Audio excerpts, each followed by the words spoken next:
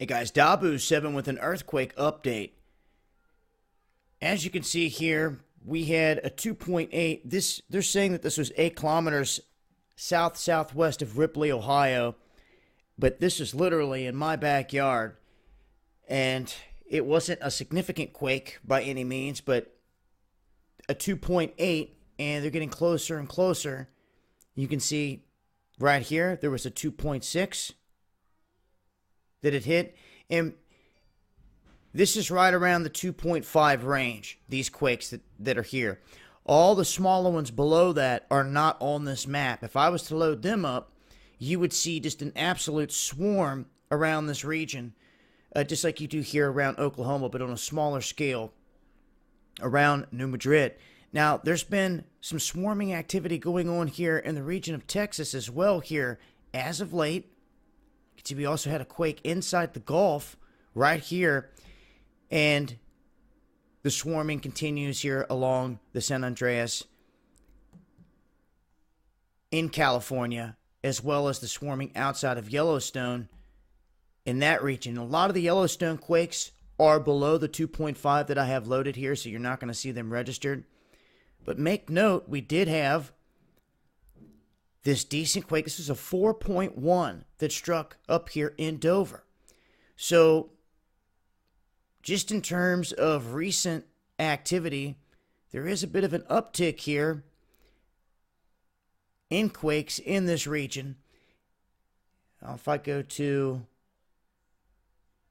all magnitudes, 7 days, it's going to show us a little bit different activity. It's going to show the smaller magnitudes, and you can see up here, and especially in California, Southern California, the swarming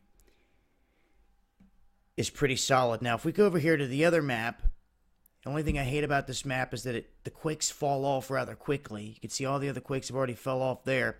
But we have a string of quakes that are popping up here in this area, coming right up here near Ecuador, Guatemala. It looks like we have South Sandwich Islands, a 4.9 quake just hit in the teeth of the serpent heads. And it's exactly what I call them because it looks like a serpent head here. The mouth, an eye, very unique area too. I've talked about this separate videos.